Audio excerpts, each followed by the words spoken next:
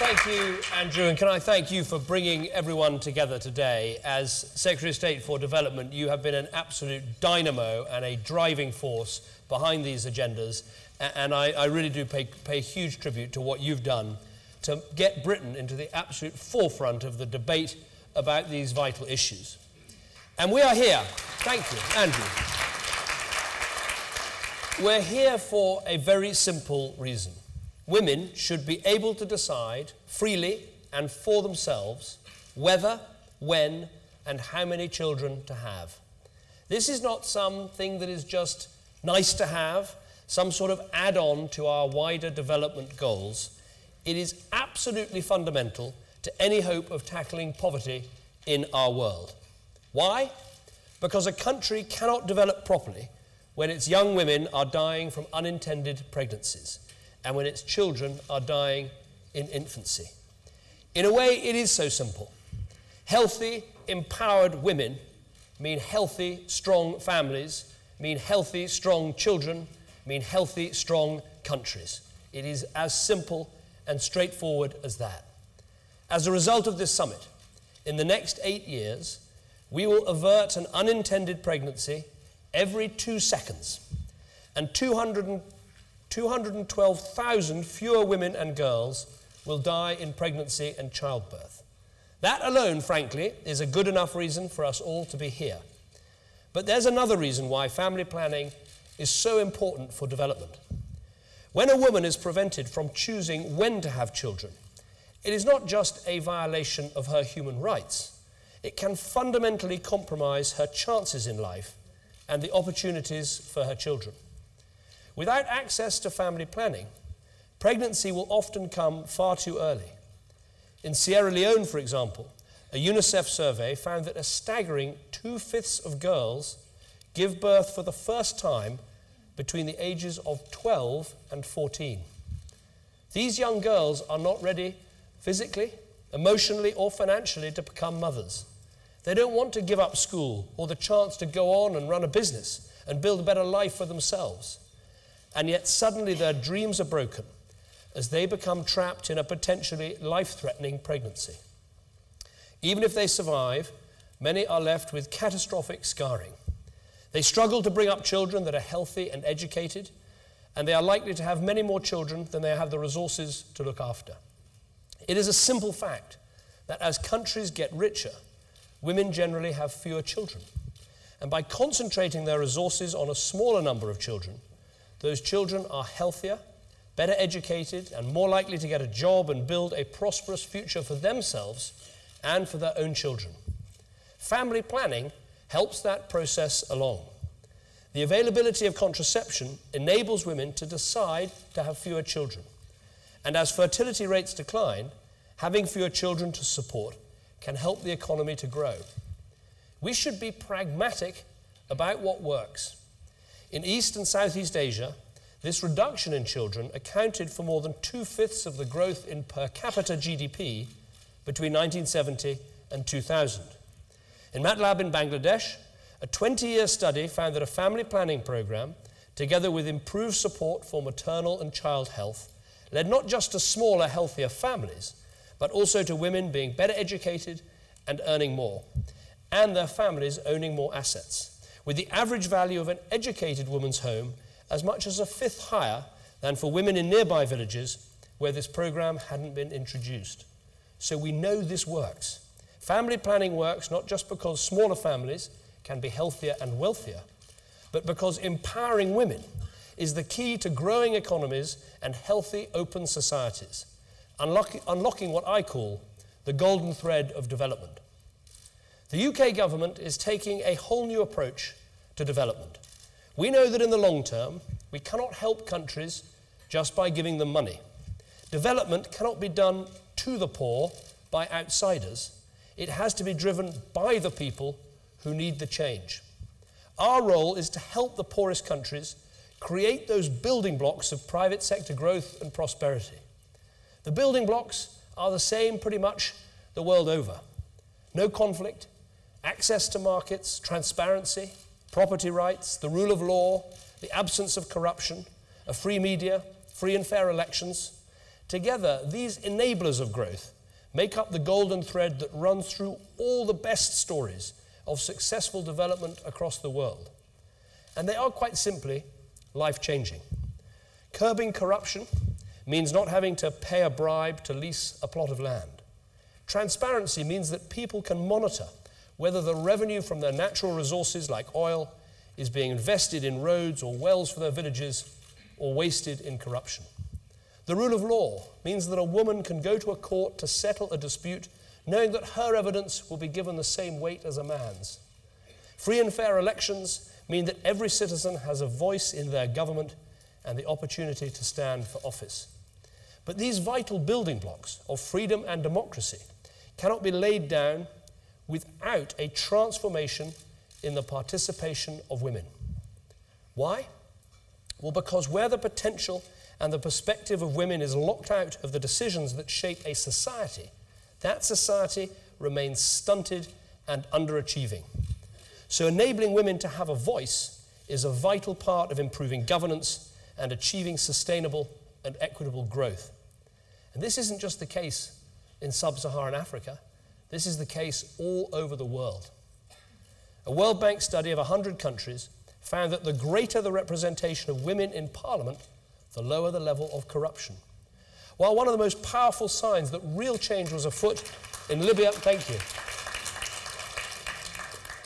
one of the most powerful signs that there was real change in Egypt and Libya was when women turned up and made their voices heard, refusing to be confined to their homes while men somehow decided their future. And one of the standards by which Egyptians will judge their new government must surely be the engagement and participation of women. And crucially, it is by empowering women that countries can unlock their economic potential. Studies show that limited education and employment opportunities for women in Africa mean annual per capita growth is almost a whole percentage point lower than it should be. What does that mean? It means had this growth been achieved, Africa's economies would have almost doubled in size over the last 30 years. Providing girls with just one extra year of schooling can increase their wages by as much as 20%. And that really matters because a woman who can decide when to have children will go to school for longer and invest her extra money in her own family. When women have opportunity, resources, and a voice, the benefits cascade to her children, her community, and her country. So family planning is just the first step on a long journey towards growth, equality, and development. But it's an essential step, saving lives and empowering women to fulfill their potential as great leaders of change. So I'm delighted that Britain is taking the lead, together with the Gates Foundation, to tackle an issue that has been ignored for so long. Just like the money that we gave last year through Gavi to immunize children against preventable diseases, this aid is transparent and direct. It reaches the people who need it, and it doesn't get caught up in bureaucracy. Last year's vaccine summit is saving 4 million lives. This year's family planning summit will prevent a further 3 million babies dying in their first year of life, giving 120 million women and girls in the world's poorest countries the chance to access affordable, life-saving contraception for the first time. And I'm proud to say that Britain will contribute over £500 million between now and 2020, doubling our annual investment in family planning.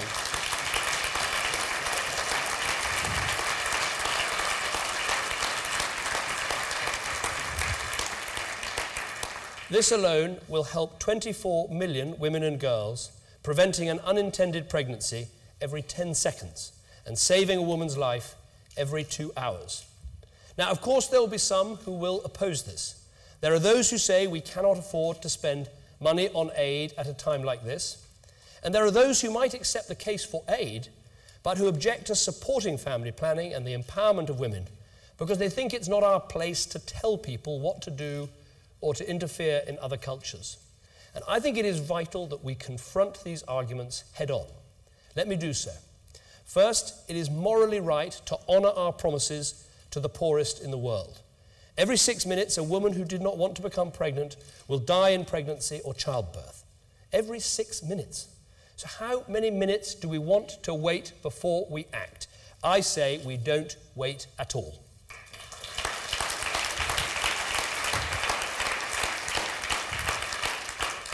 But there is not just a strong moral argument for keeping our aid commitment. There is a second, more practical argument too.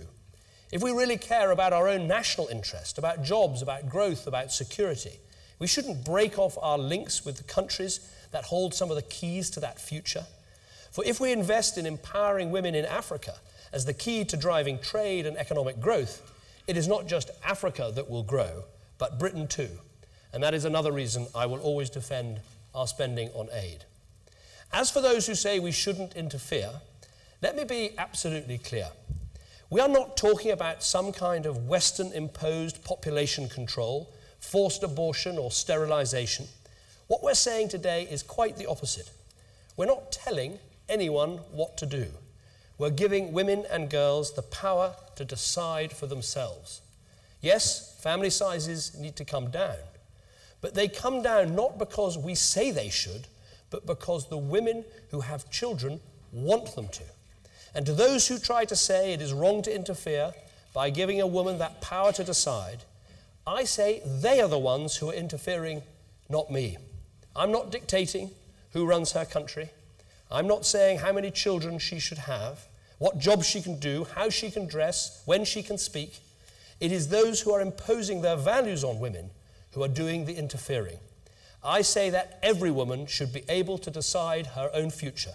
And I say, yes, we should stand up against those who want to decide it for her, because there are no valid excuses for the denial of the basic rights and freedom for women around our world.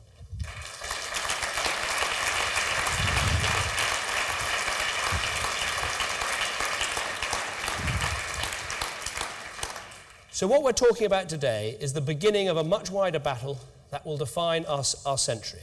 A fight for female empowerment and equality that cannot be won by having special, separate discussions on women every now and then, but requires instead that women are at the table in every discussion on this issue, on every issue. In Britain, we are scaling up and reprioritizing resources for women and girls in all of DFID's 28 country programs. We made a commitment to help 6.5 million of the poorest girls in the world to go to school.